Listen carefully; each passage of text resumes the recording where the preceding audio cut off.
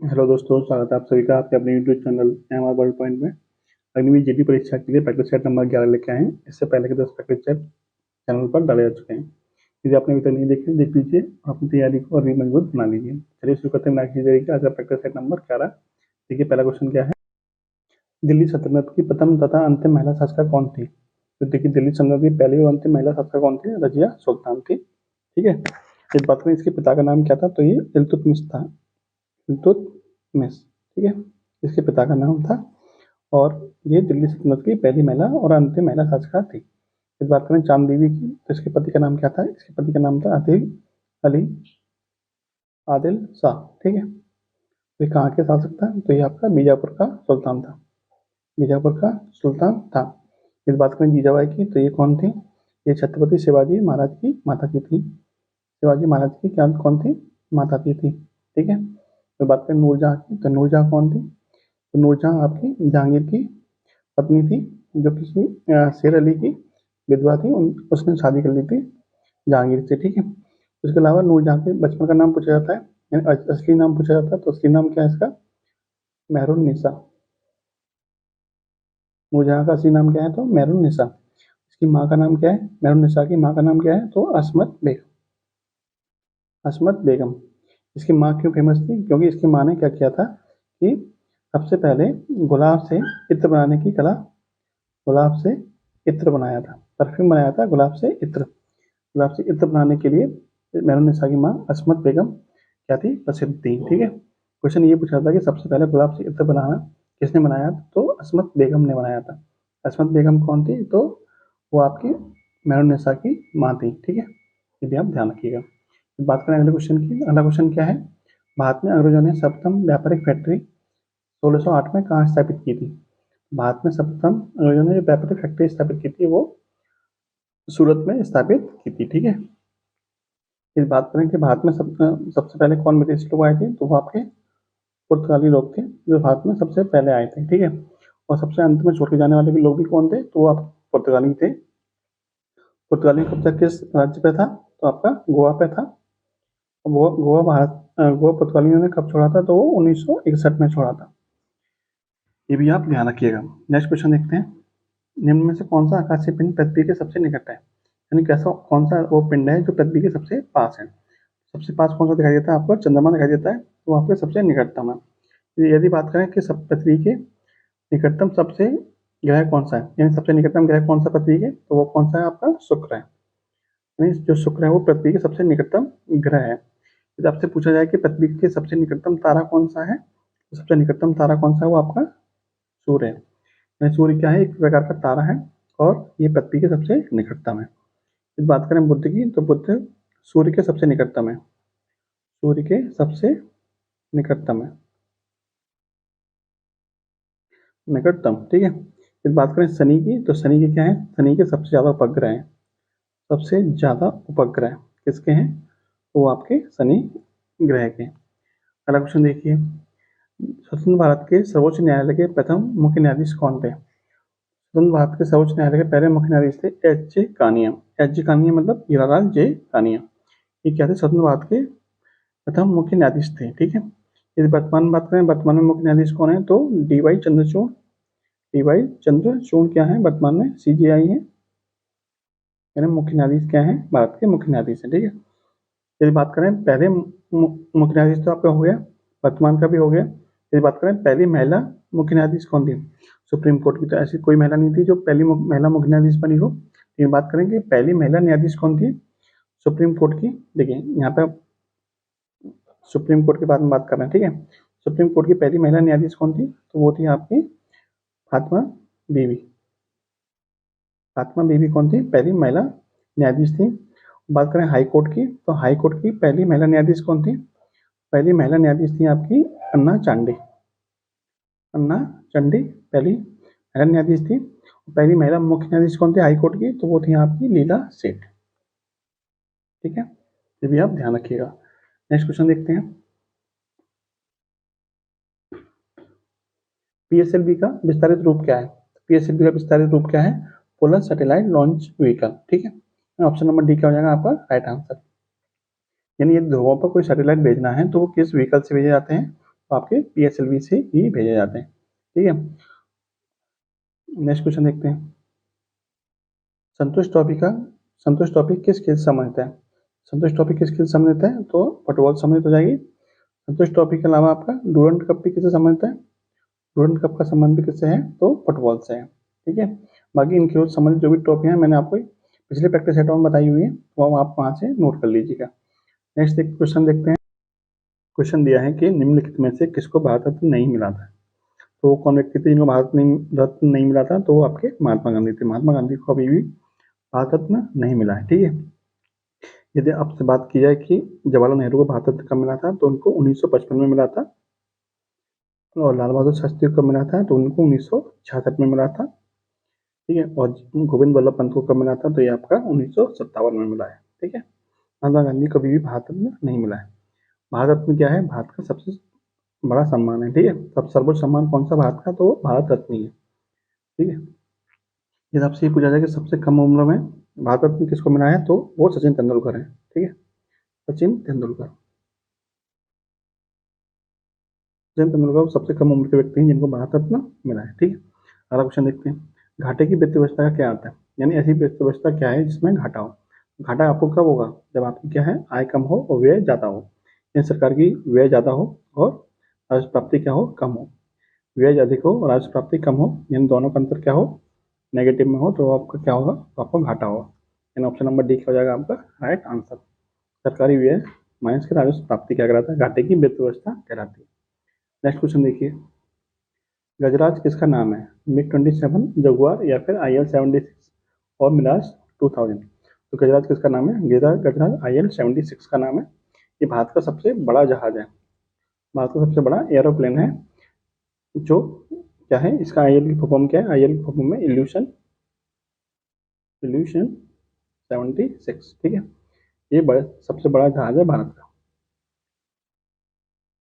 ये भी आप ध्यान रखिएगा। नेक्स्ट क्वेश्चन देखते हैं। हिमा दास किस राज्य की रहने वाली है? हिमा दास किस राज्य की हैं? तो असम की रहने वाली है हिमा दास। बात करें असम के बारे में, तो असम में कुछ महत्वपूर्ण पॉइंट हैं, वो ध्यान रख लीजिए। जैसे कि सबसे पहले नेशनल पार्क आते हैं। नेशनल पार्क में आपका मानस नेशनल पार्क कहाँ पे है? तो वो असम में है। काजीरंगा भी कहाँ है? तो काजीरंगा भी आपका असम में है। काजीरंगा किसके लिए फेमस है? एक सींग वाले गैंडे के लिए, एक सींग वाले गैंडे के लिए। ठीक है, गैंडे के लिए कौन फेमस है? तो काजीरंगा फेमस है। बात करें मेघालय में कौन सा नेशनल पार्क है? तो मेघालय में आपका बालफक्रम, बालफक्रम नेशनल पार्क कहाँ पे है? तो आपका मेघालय में पड़ता है। ठीक है, ये भी आप नोट कर लीजिए। नेक्स्ट क्वेश्चन देखते हैं। वर्ष 1965 में भारत पाक युद्ध के दौरान कौन भारत के प्रधानमंत्री थे? तो जब भारत पाकिस्तान में युद्ध हुआ था उस टाइम भारत के प्रधानमंत्री कौन थे? तो लाल बहादुर शास्त्री थे। यानी कि ऑप्शन नंबर बी क्या हो जाएगा आपका राइट आंसर। ठीक है, इंदिरा गांधी के समय कौन सा युद्ध हुआ था? तो 1971 का, 1971 का क्या हुआ था? भारत पाकिस्तान युद्ध हुआ था। 1971 में क्या हुआ था? इंदिरा गांधी को भारत रत्न दिया गया था। नेक्स्ट क्वेश्चन देखते हैं। भारत का संविधान कब लागू हुआ था? तो भारत का संविधान कब लागू हुआ था? भारत का संविधान 26 जनवरी 1950 को पूर्णतः लागू हो गया था। 26 जनवरी 1950 को पूर्णतः लागू हो गया था। जबकि 26 नवंबर 1949 को, 26 नवंबर 1949 को क्या हुआ था? अंशतः लागू हो गया था। यानी इसका कुछ पार्ट लागू हो गया था। जैसे कि जो आपका नागरिकता से संबंधित जो प्रावधान थे वो आपके लागू हो चुके थे 26 नवंबर 1949 को। पूरी तरह से कब लागू हो गया था? 26 जनवरी 1950 को। इस बात में संविधान दिवस कब मनाया जाता है? तो संविधान दिवस मनाया जाता है आपका 26 नवंबर को। ठीक है, क्यों मनाया जाता? क्योंकि 26 नवंबर 1949 को संविधान बनकर तैयार हो गया था। ठीक है, इस बात करें कि संविधान किसने लिखा था, यानी संविधान को लिखने वाले व्यक्ति कौन थे? तो ये क्वेश्चन आपका पूछा गया कई बार। लिखने वाले व्यक्ति कौन थे? तो लिखने वाले व्यक्ति थे आपके प्रेम बिहारी नारायण राय जादा। प्रेम बिहारी नारायण राय जादा इस संविधान को लिखने वाले व्यक्ति थे। ठीक है, अगला क्वेश्चन पढ़ते हैं। अगला क्वेश्चन क्या है? बिरजू महाराज संबंधित हैं, कैसे संबंधित हैं? तो बिरजू महाराज संबंधित से है कथक से। इस बात करें कथक कहाँ का लोक शास्त्रीय नृत्य? कथक का संबंध किससे है? उत्तर भारत से। खासकर किससे है? खासकर यूपी से। कथक का संबंध किससे? उत्तर भारत से, यानी कि यूपी से आपका कथक संबंधित है। ये आपका क्या है? शास्त्रीय नृत्य है। यदि बात करें भरतनाट्यम कहाँ का शास्त्रीय नृत्य है, तो ये आपका तमिलनाडु का शास्त्रीय नृत्य है भरतनाट्यम। ओडिसी कहाँ का है, उड़ीसा का। मणिपुरी कहाँ का है, मणिपुर का। इसके अलावा कुछ शास्त्रीय नृत्य और हैं, उनको भी सब नोट कर लीजिए। जैसे कि आपका हो गया आपका मोहिनी अट्टम। मोहिनी अट्टम, मोहिनी अट्टम कहाँ का है, केरल का। इसके अलावा कथकली, कथकली भी कहाँ का है, आपका केरल का ही है। ठीक है, अगला क्वेश्चन देखते हैं। पुष्कर मेला कहाँ आयोजित किया जाता है, तो पुष्कर मेला कहाँ आयोजित किया जाता है, वो आपका राजस्थान में। राजस्थान में भी एक जगह है जहाँ पर क्या है, ब्रह्मा जी का एकमात्र मंदिर है। ठीक है, किसका, ब्रह्मा जी का एकमात्र मंदिर है। पूरे भारत में एकमात्र मंदिर कहाँ पे है, वो पुष्कर में है। वहाँ पर ही क्या होता है, पुष्कर के नाम से क्या है, एक झील है। पुष्कर किसका पर्यायवाची होता है, पुष्कर तालाब का पर्यायवाची होता है। पुष्कर नाम से एक तालाब है, वही क्या है, वहाँ पर ब्रह्मा जी का मंदिर है और वहाँ पर क्या लगता है, मेला लगता है। और ये मेला कहाँ लगता है, राजस्थान में लगता है। ठीक है, ये सब ध्यान रखिएगा। अगला क्वेश्चन देखते हैं, न्याय दर्शन के संस्थापक कौन है। न्याय दर्शन किसने दिया था, महर्षि गौतम ने क्या किया था, न्याय दर्शन दिया था। इसके अलावा कुछ दर्शन और पूछे जाते हैं, वो भी नोट कर लीजिए। जैसे आपसे पूछा जाए कि, यदि आपसे पूछा जाए कि योग दर्शन किसने दिया था, तो योग दर्शन दिया था आपका पतंजलि ने। इसके अलावा आपका सांख्य दर्शन किसने दिया था, तो सांख्य दर्शन दिया था कपिल ने, कपिल मुनि ने। इसके अलावा वैशेषिक दर्शन किसने दिया था, वैशेषिक दर्शन दिया था आपका महर्षि कणाद ने। ठीक है, ये भी लगे हाथ नोट कर लीजिए। नेक्स्ट क्वेश्चन देखते हैं, चलती गाड़ी में बैठे व्यक्ति की ऊर्जा होगी। जो व्यक्ति चलती गाड़ी में बैठा हुआ है उसकी उसमें कैसी ऊर्जा होगी। देखिए, व्यक्ति को बैठे होने की वजह से क्या होता है, बैठे होने की वजह से इससे ऊर्जा होगी, और गाड़ी मूवमेंट में है तो क्या है, मूवमेंट की वजह से क्या होगी, गतिज ऊर्जा होगी। इसका मतलब दोनों ऊर्जा उसके अंदर होगी। यानी गाड़ी चल रही है इसलिए गतिज ऊर्जा होगी, व्यक्ति बैठा हुआ है इसलिए क्या होगी, स्थितिज ऊर्जा होगी। इन दोनों प्रकार की ऊर्जा होगी उसमें, व्यक्ति में बैठे हुए में। ठीक है, अगला क्वेश्चन क्या है, एक बार बराबर होता है, एक बार किसके बराबर होता है, 10⁵ पास्कल के बराबर होता है। यानी एक बार बराबर होता है 10⁵ पास्कल। ठीक है, आपसे पूछा है पास्कल और बार किसका मात्रक होता है, तो ये पास्कल और बार किसका मात्रक होता है, दाब का मात्रक होता है। यानी पास्कल किसका मात्रक है, तो दाब का मात्रक है पास्कल। अगला क्वेश्चन देखिए, निम्नलिखित में से कौन सी प्रक्रिया वृष्टि का रूप नहीं है, ओस, कोहरा, वर्षा या फिर जलप्रपात।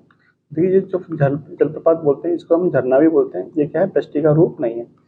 ओस, वर्षा और कोहरा क्या है आपका वृष्टि का मतलब क्या होता है, वर्षा। वृष्टि मतलब वर्षा का रूप है। ठीक है, ये तीनों वर्षा के रूप हैं और ये वर्षा का रूप नहीं है। नेक्स्ट क्वेश्चन दिया है आपका कि जब जल को 0 से 100 डिग्री सेल्सियस तक गर्म किया जाता है तो जल के आयतन पर क्या असर पड़ेगा। तो देखिए, ये पूरा एक कॉन्सेप्ट है, वो आपको मैं समझा देता हूँ। देखिए, जो घनत्व होता है, घनत्व इनवर्सली प्रोपोर्शनल होता है किसके, आयतन के। घनत्व किसके इनवर्सली प्रोपोर्शनल होता है, तो आयतन के इनवर्सली प्रोपोर्शनल होता है। इसका मतलब क्या है, यदि आपका घनत्व बढ़ रहा है, यानी यदि जल का घनत्व बढ़ रहा है, जल का आयतन क्या होगा, कम होगा।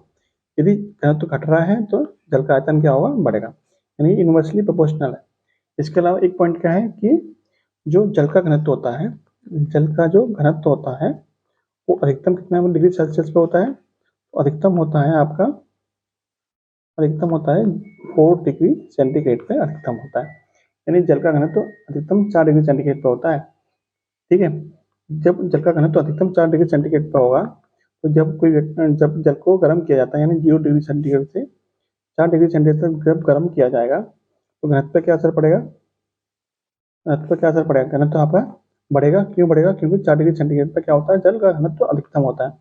यानी जल का घनत्व जब इस तरह से बढ़ेगा, घनत्व तो बढ़ेगा और आयतन पर क्या असर पड़ेगा, आयतन इसका क्या होगा, घटेगा। क्यों घटेगा, क्योंकि घनत्व और आयतन में क्या होता है, विपरीत संबंध होता है। यदि आपका घनत्व बढ़ रहा है तो आयतन क्या होगा, घटेगा। इसके अलावा 4 डिग्री सेंटीग्रेड से 100 डिग्री सेंटीग्रेड तक क्या होगा, अब घनत्व क्या होगा, घटेगा। घनत्व क्या होगा, घटेगा। क्यों घटेगा, क्योंकि मैक्सिमम कब होता है, 4 डिग्री सेंटीग्रेड पे। तो जब 4 डिग्री सेंटीग्रेड से 100 डिग्री सेंटीग्रेड तक जाएंगे हम, तो घनत्व क्या होगा, घनत्व हमारा घटेगा। तो आयतन क्या होगा, आयतन हमारा फिर बढ़ेगा। इसका मतलब जब हम 0 डिग्री सेंटीग्रेड से 100 डिग्री सेंटीग्रेड पर हम पानी को गर्म कर रहे हैं, तो पहले हमारा आयतन क्या होगा, पहले हमारा आयतन घटेगा, फिर हमारा आयतन क्या होगा, फिर हमारा आयतन बढ़ेगा। इसका मतलब हमारा आंसर कौन सा ठीक हो जाएगा, ऑप्शन नंबर डी हमारा राइट आंसर हो जाएगा, यानी पहले घटेगा फिर आपका बढ़ेगा। तो आप ध्यान रखिएगा, तो ये वाला पॉइंट भी नोट कर लीजिए कि जल का जो घनत्व अधिकतम कब होता है, अधिकतम होता है आपका 4 डिग्री सेंटीग्रेड पर। डायरेक्ट क्वेश्चन पूछा जाता है कि अधिकतम घनत्व कितने डिग्री सेंटीग्रेड पर होता है, तो 4 डिग्री सेंटीग्रेड पर होता है। अगला क्वेश्चन क्या है कि ऑप्टिकल फाइबर को आमतौर पर किसमें प्रयोग किया जाता है। जो ऑप्टिकल फाइबर होते हैं वो आमतौर पर संचार के क्षेत्र में प्रयोग किए जाते हैं, ठीक है। जो केबल बिछाई जाती है उसमें ऑप्टिकल फाइबर का ही प्रयोग किया जाता है। नेक्स्ट क्वेश्चन क्या है कि किसी तत्व के परमाणुक भार को किसमें व्यक्त किया जाता है। तो परमाणुक भार को व्यक्त करने के लिए अलग यूनिट होती है, वो यूनिट क्या है, एएमयू बोलते हैं उसको, यानी कि एटॉमिक मास यूनिट। यदि बात करें AZX, AZX इस तरह के, मान लीजिए यदि आपका कोई क्या है तत्व लिखा हुआ है, ठीक है, आपसे पूछा है कि इसमें परमाणु क्रमांक क्या है। परमाणु क्रमांक इसमें क्या है आपका ए, ये आपका परमाणु क्रमांक को दर्शाएगा, परमाणु क्रमांक को दर्शाएगा, और ये एक्स किसको दर्शाएगा, ये आपका परमाणु भार को दर्शाएगा, ठीक है, परमाणु भार को दर्शाएगा। परमाणु क्रमांक क्या होता है, परमाणु क्रमांक आपका प्रोटॉन की संख्या के बराबर होता है, प्रोटॉन की संख्या के बराबर, ठीक है। अगला क्वेश्चन देखिए, अगला क्वेश्चन क्या है, निम्नलिखित में से कौन बड़े शहरों की वायु को प्रदूषित करता है। सबसे ज्यादा जो शहरों में वायु को प्रदूषित करता है वो कौन होता है, आपका लेड होता है। लेड किसको दर्शाता है, पीवी को, ठीक है, लेड किसको दर्शाता है, पीवी को दर्शाता है। तो सबसे ज्यादा वायु प्रदूषित कौन करता है, पीवी करता है। जो आपकी गाड़ियों में जो ईंधन यूज होता है, तो ईंधन को जलने के बाद में जो आपका कार्बन मतलब धुआं निकलता है, उसमें कौन सा तत्व होता है, वो आपका लेड होता है, ठीक है, ये भी ध्यान रखिएगा। क्वेश्चन क्या है, रिक्टर स्केल किसके मापन में प्रयोग किया जाता है। यानी जो रिएक्टर स्केल है वो किसके मापन के लिए यूज किया जाता है। ऑप्शन है वायु की गति, शरीर का ताप, भूकंप की तीव्रता या फिर सागर की गहराई। तो रिक्टर स्केल का प्रयोग किसके लिए किया जाता है, भूकंप की तीव्रता के लिए इसका प्रयोग किया जाता है। इस बात करें सागर की गहराई किससे नापी जाती है, तो इसकी आपकी फैथोमीटर से नापी जाती है, फैथोमीटर से। यदि शरीर का ताप कैसे नापा जाता है, तो आपका थर्मामीटर नापता है, थर्मामीटर। इसके अलावा वायु की गति किससे नापते हैं, तो वायु की गति नापने के लिए एनीमोमीटर का यूज होता है, एनीमोमीटर, ठीक है। एनीमोमीटर का यूज किसके लिए होता है, वायु की गति नापने के लिए। यदि आपसे पूछा जाए कि जो वाहन होते हैं, यानी जो मोटर वाहन होते हैं, वाहन की जो गति होती है, वाहन की गति किससे नापते हैं, तो वाहन की गति नापने के लिए स्पीडोमीटर यूज होता है, स्पीडोमीटर। इसके अलावा वायुमंडल की आर्द्रता कैसे नापते हैं, वायुमंडल की आर्द्रता नापने के लिए हाइग्रोमीटर, हाइग्रोमीटर का प्रयोग किया जाता है। इसके अलावा वायुमंडलीय दाब कैसे नापता है, लेकिन वायुमंडलीय दाब नापने के लिए किसका प्रयोग किया करते हैं, तो बैरोमीटर, बैरोमीटर।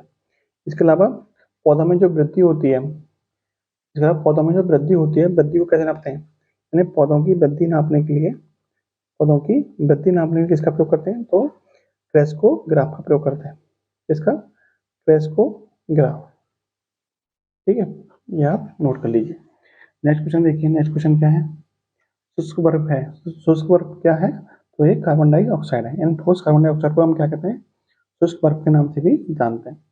नेक्स्ट देखिए, कांसा मिश्र धातु है, कांसा किससे मिलकर बनता है, तो कांसा कॉपर और टिन से मिलकर बनता है।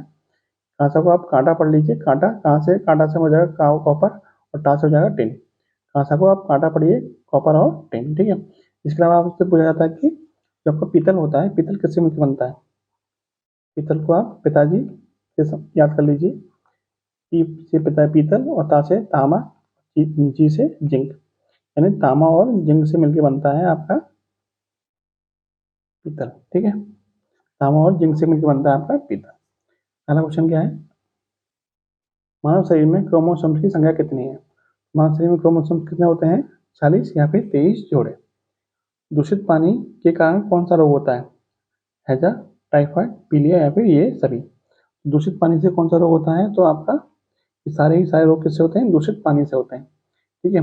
इसके अलावा जो हैजा और टाइफाइड है ये आपके बैक्टीरिया यानी विषाणु से यानी कि जीवाणु से होते हैं, और पीलिया किससे होता है, पीलिया आपका वायरस यानी कि विषाणु से होता है,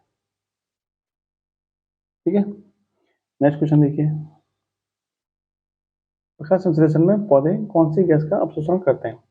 सभी को पता है कि प्रकाश संश्लेषण में पौधे कौन सी गैस लेते हैं, तो CO2 गैस लेते हैं, और छोड़ते कौन सी है, ऑक्सीजन गैस को क्या करते हैं, छोड़ देते हैं। सूर्य के प्रकाश की उपस्थिति में प्रकाश संश्लेषण क्रिया होती है, और पौधे के जो पत्ती होती है, पत्ती के अंदर जो क्लोरोफिल पाया जाता है, क्लोरोफिल में ये प्रकाश संश्लेषण की क्रिया होती है। यदि आपसे पूछा जाए क्लोरोफिल में कौन सी धातु पाई जाती है, तो क्लोरोफिल में जो धातु पाई जाती है उसका नाम है, क्लोरोफिल में जो धातु पाई जाती है उसका नाम है मैग्नीशियम, Mg। ठीक है। नेक्स्ट देखिए, ऑस्टियोलॉजी के अंतर्गत किसका अध्ययन किया जाता है? तो ऑस्टियोलॉजी के अंतर्गत जो अध्ययन किया जाता है वो किसका किया जाता है? अस्थियों का, यानी कि हड्डियों का या फिर अस्थियों का अध्ययन किया जाता है। यदि बात करें आंख का अध्ययन किस शाखा के अंतर्गत किया जाता है, तो वो हो जाएगा आपका ऑप्थेल्मोलॉजी, ऑप्थेल्मोलॉजी। ठीक है, ऑप्थेल्मोलॉजी के अंतर्गत आंख का अध्ययन किया जाता है। अगला क्वेश्चन क्या है? खाद्य पदार्थों के खराब होने से बचाने के लिए किसका प्रयोग किया जाता है? तो सैक्टिक एसिड का प्रयोग खाद्य पदार्थों के बचाने के लिए किया जाता है। सोडियम बेंजोएट का प्रयोग भी खाद्य पदार्थों को खराब होने से बचाने के लिए किया जाता है। ठीक है, सोडियम बेंजोएट है, सैक्टिक एसिड है, कुछ पदार्थ ऐसे हैं जिनका प्रयोग खाद्य पदार्थों के खराब होने से बचाने के लिए किया जाता है। जब हम गैस की बात करें तो नाइट्रोजन गैस ऐसी होती है जिसका प्रयोग पदार्थों को खराब होने से बचाने के लिए किया जाता है। अगला क्वेश्चन देखते हैं, यदि 5 अंग्रेजी अक्षर के स्वरों ए ई आई ओ यू में प्रत्येक को प्रथम 5 आवाज संख्याओं से अंकमान किया जाए, यानी इन 5 अक्षरों को पहली 5 आवाज संख्याओं से निरूपित किया जाए तो उन सभी स्वरों का कुल मान कितना होगा? देखिए पहली 5 आवाज संख्याएं कौन कौन सी होती हैं? एक तो 2, फिर 3, फिर 5, फिर 7 और एक 11। यानी ए का मान हो गया 2, ई का हो गया 3, आई का 5, ओ का 7 और यू का हो गया 11। अब आपसे पूछा है कि इन सबका जोड़ कितना होगा? इन सबका जोड़ कितना हो जाएगा? 2, 3, 5 और 5 10 और 7 17 और 11 28। इन सबका जोड़ कितना हो जाएगा? 28। यानी ऑप्शन नंबर डी क्या हो जाएगा? Right answer. नेक्स्ट देखिए, आपसे बोला है कि यदि 2 अक्टूबर को रविवार था तो 2 नवंबर को कौन सा दिन होगा? तो 2 अक्टूबर से लेके 2 नवंबर तक कितने दिन हो जाएंगे? तो 31 दिन हो जाएंगे, यानी कि 31 दिन हो जाएंगे। ठीक है, तो 31 में हम जब 7 से भाग करेंगे तो शेष पे कितना आएगा? 3। यानी 3 दिन का कर देंगे हम, जोड़ देंगे किसमें? 2 अक्टूबर में। इन 2 अक्टूबर के दिन कौन सा दिन था? रविवार। जब हम रविवार में 3 दिन जोड़ेंगे तो हमें कौन सा दिन मिलेगा? तो हमें मिल जाएगा बुधवार। इसका मतलब 2 नवंबर को कौन सा दिन होगा? तो 2 नवंबर को बुधवार का दिन होगा। अगला क्वेश्चन देखते हैं। क्वेश्चन दिया है कि शब्द करस्पॉन्डिंग के अक्षरों का उपयोग करते हुए दिए गए विकल्पों में से कौन सा शब्द बनाया जा सकता है, यानी इसके लेटर का यूज करके इनमें से कौन सा ऐसा वर्ड है जो बनाया जा सकता है। तो देखिए पहला वर्ड चेक करते हैं, क्या ये से बनाया जा सकता है? देखिए डी है, यहाँ इसमें है, आई है, डी आई एस है, डी आई एस है, सी ई सी इसमें है, सी है, ई वी है, आर भी है और एन है, तो एन भी है। तो मतलब ये वाला आपका बॉन्ड क्या है? बनाया जा सकता है। तो ये आपका राइट आंसर हो जाएगा। अगला क्वेश्चन है कि कबूतर का संबंध शांति से है तो श्वेत ध्वज का संबंध किससे होगा? कबूतर किसको प्रदर्शित करता है? शांति को। श्वेत ध्वज किसको प्रदर्शित करता है? तो आत्मसमर्पण यानी सरेंडर को शो करता है। श्वेत ध्वज का मतलब सरेंडर होता है। ठीक है, नेक्स्ट क्वेश्चन क्या है? नेक्स्ट क्वेश्चन देखते हैं। देखिए ये सीरीज दे रखी है, आपको बताना है इनमें से कौन संख्या क्या है गलत है। ठीक है, तो देखिए क्या गलत होगी? जब 2 में हम 3 जोड़ेंगे तो हमें 5 मिलेगा, फिर जब 4 जोड़ेंगे तो 5 में 4 जोड़ेंगे 9 मिलेगा, और 9 में जब हम 5 जोड़ेंगे तो हमें मिलना चाहिए था 14, जबकि है कितना? 16। अगर हम 14 में कितना जोड़ेंगे? 6, 5 हो गया, 14 प्लस 6 कितना हो जाएगा? 20 हो जाएगा। 20 में कितना जोड़ेंगे? 7, 27, फिर हम जोड़ेगा 8 यानी कि 35। यानी यहाँ पे 14 होने से क्या हो जाएगा? हमारी सीरीज कंप्लीट हो जाएगी। ठीक है, यहाँ होना चाहिए 14, तो है कितना?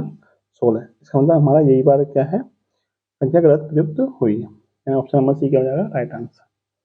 नेक्स्ट देखिए, निम्नलिखित पद को हल करें, तो इसको हल करना है। देखिए 256 का वर्गमूल कितना होता है? 16। हल कैसे करेंगे? 2.9 इंटू 7.05 इंटू 256 का वर्गमूल कितना हो जाएगा? 16, और बटे में कितना जाएगा? 4 का वर्ग यानी कि 16। 16 से 16 खत्म, यानी ये हो जाएगा आपका 2.9 इंटू 7.05।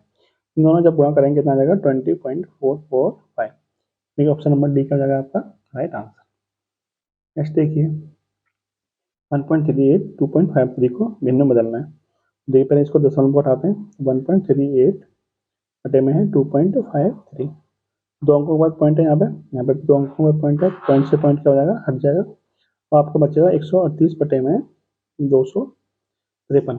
अब इसको काटना है, किससे काटेंगे? तो देखिए 23 से कट जाएगा, 23 छक्के 138, और 23 से कटेगा आपका 23 से कम 23 और 23 से कम 23, यानी 6/11। आपका आंसर कितना आ जाएगा? 6/11। ऑप्शन नंबर सी आपका राइट आंसर हो जाएगा। नेक्स्ट देखते हैं, ए क्यू माइनस के बी क्यू किसके बराबर होता है? तो ये आपका फॉर्मूला होता है, A cube minus B cube किसके बराबर होता है? ए माइनस के बी ब्रैकेट में ए स्क्वायर प्लस के बी स्क्वायर प्लस के A B. Option number A क्या हो जाएगा? Right answer. यदि दो कोणों का योग के बराबर हो तो उन्हें परस्पर पूरक कोण कहते हैं। यदि दो कोणों का योग कितना हो? 90 अंश हो, तो वो कोण आपस में क्या कहलाते हैं? पूरक कोण कहलाते हैं। ठीक है, नेक्स्ट देखिए, एक समकोण त्रिभुज का कर्ण 13 सेंटीमीटर तथा आधार 5 सेंटीमीटर है, तो उसका लंब कितना होगा? यानी ये आपको एक समकोण त्रिभुज दे रखा है इस तरह से। ठीक है, इसका त्रिभुज कितना है? त्रिभुज का कर्ण कितना है? ये 13 है और आधार कितना है? 5 है। आपसे पूछा ये कितना होगा?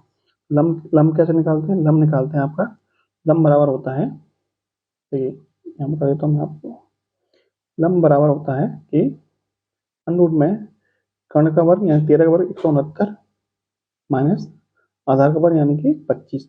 169 में 25 घटाएंगे कितना आएगा? 144। 144 का वर्गमूल कितना आएगा? 12। लंब हमारा कितना निकल के आया? 12। ऑप्शन नंबर सी क्या हो जाएगा आपका राइट आंसर। ये तो आपको पता है कि 5, 12 और 13 आपको क्या होते हैं? ये आपके ट्रिपलेट होते हैं। यदि आपको पहले से पता होता तो आपको डायरेक्ट पता चल जाता कि बीच में कितना आएगा? 12 आएगा। 5 और 13 दे रखा है, तो आपका लंब कितना हो जाएगा? 12 हो जाएगा। नेक्स्ट क्वेश्चन देखिए, साइन 45 का मान कितना होता है? साइन 45 का मान कितना होता है? 1/√2। इसको सॉल्व करते हैं। देखिए सबसे पहले भाग को सॉल्व करेंगे, 4 में 2 का भाग करेंगे, 2 मिलेगा यहाँ से, 2 + 3 कितना हो जाएगा? 5। 5 को गुणा 5 में करेंगे कितना आ जाएगा? 25। ऑप्शन नंबर डी का हो जाएगा आपका राइट आंसर। नेक्स्ट देखिए, 12, 24 और 30 का एलसीएम बताइए। तो 12, 24 और 30 का एलसीएम कैसे निकालते हैं? जो संख्या इन तीनों से कट जाए वही आपका क्या हो जाएगा? एलसीएम हो जाएगा। तो वो छोटी से छोटी होनी चाहिए। देखिए क्या 2 30 से कटेगी? तो ये तो नहीं कटेगा। क्या 24 से 30 कटेगा? तो ये भी नहीं कटेगा। क्या 24 से 60 कटेगा? तो ये भी नहीं कटेगा। एक ऑप्शन बचा जो कि आपका तीनों से कट जाएगा, तो यही क्या हो जाएगा आपका राइट आंसर। जैसे कि कितने प्रतिशत दर पर एक राशि 8 वर्ष में दोगुनी हो जाएगी? यानी यदि कोई राशि 1 थी तो 8 वर्ष के बाद कितनी हो जाएगी? 2 हो जाएगी, दोगुनी हो जाएगी। तो ब्याज हमें कितना मिल गया? तो ब्याज हमें मिल गया, ब्याज बराबर होता है मिश्र धन माइनस के मूलधन। ठीक है, 2 में से 1 घटाते हैं कितना मिल जाएगा हमको? 2 में से 1 घटा देंगे तो हमें मिल जाएगा 1, यानी ब्याज हमको मिल गया 1। और ब्याज बराबर क्या होता है? मूलधन। मूलधन हमने माना था 1 गुणा दर, दर में निकालनी है, गुणा समय जो रखा है 8 बटे में कितना आ जाएगा? 100। तो ये 100 इधर जाएगा, तो 100 बटे में 8 बराबर आर। तो आर बराबर मिल जाएगा हमें, आर बराबर 12.5%। ठीक है, आर बराबर कितना है? आर बराबर 12.5%। 100/8 की वैल्यू कितनी होती है? 12.5% होती है। यानी ऑप्शन नंबर ए क्या हो जाएगा आपका राइट आंसर। नेक्स्ट क्वेश्चन देखिए, एक टीवी को 19,800 में बेचने पर 10% का लाभ होता है, इसका क्रय मूल्य कितना होगा? देखिए इसको नए पेज पे बताता हूँ मैं आपको। देखिए लाभ कितने परसेंट का हो रहा है? 10% का लाभ हो रहा है। 10% का भिन्न रूप होता है 1/10। ठीक है, इसका मतलब यदि कोई वस्तु आपने 10 रुपये खरीदी थी तो उस पर 1 रुपये का लाभ हो रहा है। 10 की खरीदी है, 1 का लाभ हो रहा है, तो आप कितने रुपये में उसे बेच रहे होंगे? तो 11 रुपये में बेच रहे होंगे। ठीक है, लेकिन वो कह रहा है कि उसे 11 रुपये में नहीं बेच रहा, वो कितने में बेच रहा है? 19,800 में बेच रहा है। इसका मतलब 11 यूनिट की वैल्यू कितनी है? 19,800। यहाँ से 1 यूनिट की वैल्यू कितनी मिल जाएगी हमें? 19,800 बटे में 11। 11 से काटेंगे, 11 एकम 11 और 11 अट्ठे 88, यानी कि 1800 आपका 1 यूनिट की वैल्यू निकल के आ गई। 1 यूनिट की वैल्यू निकल के आ गई आपकी 1800। आपसे पूछा है कि उसका क्रय मूल्य कितना है? तो क्रय मूल्य हमने कितना माना था? 10। तो 10 यूनिट की वैल्यू कितनी हो जाएगी? 1800 गुणा 10 यानी कि 18,000। ठीक है, यानी उस वस्तु का क्रय मूल्य कितना निकल के आ गया? 18,000। ऑप्शन नंबर सी क्या हो जाएगा आपका राइट आंसर। नेक्स्ट क्वेश्चन क्या है कि राम एवं श्याम की उम्र क्रमशः 12 एवं 16 वर्ष है, उसकी औसत उम्र कितनी होगी? औसत बराबर क्या होता है? औसत बराबर कुल योग बटे में संख्या। इन दोनों का कुल योग कितना हो जाएगा? 12 + 16 बटे में संख्या कितनी है? संख्या लोग कितने हैं इसमें? 1 और 1 2, 2 लोग हैं, 2 का भाग कर दीजिए। 12 + 16 कितना हो जाएगा? 28 बटे में 2, यानी कितना आ जाएगा? 14, यानी 14 आपका राइट आंसर हो जाएगा। अगला क्वेश्चन देखते हैं, 2704 का वर्गमूल क्या होगा? देखिए इस क्वेश्चन का आंसर आपको कमेंट बॉक्स में बताना है। ठीक है, सिंपल क्वेश्चन है, आप आराम से बता सकते हो कि 2704 का वर्गमूल क्या होगा। यदि आपको वर्गमूल नहीं निकालना आता है तो वर्गमूल संबंध की वीडियो बनाई गई है, बहुत अच्छी वीडियो है, शॉर्ट ट्रिक बताई है उसमें कैसे निकाल सकते हैं। तो आप इसका आंसर आप उस वीडियो को देखने के बाद या फिर अपनी नॉलेज से भी बता सकते हो इसका आंसर क्या हो जाएगा। नेक्स्ट क्वेश्चन देखते हैं, कितने समय में 5% वार्षिक साधारण ब्याज की दर से 2600 का मिश्रण 2925 हो जाएगा। ठीक है, ये साधारण ब्याज का क्वेश्चन है, यानी 2600 रुपये कितने में हो जाते हैं, 2925 हो जाते हैं। तो मतलब ब्याज कितना मिल गया हमें, 2925 में हम क्या कर देंगे, 2600 को माइनस कर देंगे, कितना मिल जाएगा हमें, 325 रुपये में क्या मिल जाएगा, ब्याज मिल जाएगा। अब 325 रुपये में ब्याज मिल गया, कितने में मिला, 2600 रुपये मिला। ब्याज बराबर क्या होता है, ब्याज बराबर होता है मूलधन गुणा दर। दर कितनी दे रखी है, 5% की। हमें आपसे पूछा है टी की वैल्यू, ठीक है, बटे में कितना आ जाएगा, 100। ठीक है, अब 2 जीरो से 2 जीरो खत्म, 13 से कटेगा 2 बार, 13 से कटेगा आपका 13 दूनी 26, 13 पंजे 65, 5 से कटेगा आपका ये 5 बार, यानी टी बराबर निकल के आ जाएगा, यानी कि 5 बराबर निकल के आ जाएगा 2 गुणा टी, यानी कि 2t। तो टी बराबर हो जाएगा 5 बटे में 2, यानी कि 2.5 वर्ष। ठीक है, यानी ऑप्शन नंबर बी का हो जाएगा आपका राइट आंसर। नेक्स्ट क्वेश्चन देखिए, 5, 9, 10 का चतुर्थानुपाती क्या होगा। यदि मान लीजिए कोई 3 संख्या दे रखी है ए, बी और सी, इसका चतुर्थानुपाती क्या होता है, तो इसका चतुर्थानुपाती होता है बी सी अपॉन ए, बी गुणा सी बटे में ए इसका चतुर्थानुपाती होता है। यहाँ पे 3 संख्या दे रखी है आपको 5, 9 और 10, तो इसका चतुर्थानुपाती कितना हो जाएगा, तो बी सी यानी कि 9 गुणा 10, 9 गुणा 10 बटे में ए की वैल्यू कितनी है, 5, 5 से कटेगा 2 बार, 9 दूनी 18, चतुर्थानुपाती कितना निकल के आ गया आपका, 18 आपका चतुर्थानुपाती निकल के आ गया। नेक्स्ट क्वेश्चन है आपका, वीडियो आपको कैसी लगी जरूर बताइएगा। क्वेश्चन देखते हैं, क्वेश्चन क्या है, एक साइकिल सवार 54 किलोमीटर प्रति घंटे की चाल से 4 मिनट में कितनी मीटर दूरी तय कर सकता है। देखिए दूरी बराबर क्या होता है, दूरी बराबर होता है 4 गुणा समय। 4 कितनी दे रखी है, 54, इसमें दे रखी है किलोमीटर प्रति घंटा में, इसको हम मीटर पर सेकंड में चेंज कर लेंगे 5/18 से गुणा करके। ठीक है, और समय कितना दे रखा है, 4 मिनट, तो 4 से गुणा कर देंगे। अभी 4 किस में है, मिनट में, हमें चाहिए किस में, सेकंड में, क्योंकि हमारी 4 किस में है, सेकंड में। 1 मिनट में कितनी सेकंड होती है, 1 मिनट में 60 सेकंड होती है, तो हम 4 से इसमें क्या कर देंगे, गुणा कर देंगे। क्लियर, अब इसको सॉल्व कर लेते हैं। ठीक है, 18 से कटेगा, 18 थिया 54, 3 इंटू 5 यानी 15, 15 चौका 60, और 60 इंटू 60 कितना होता है, 3600। तो आपका राइट आंसर कितना जाएगा, 3600 मीटर। ठीक है, ऑप्शन नंबर डी क्या हो जाएगा आपका राइट आंसर। ये थी आज की वीडियो, कैसी लगी जरूर बताइएगा, अच्छी लगी हो तो लाइक भी कीजिए। धन्यवाद, जय हिंद, जय भारत।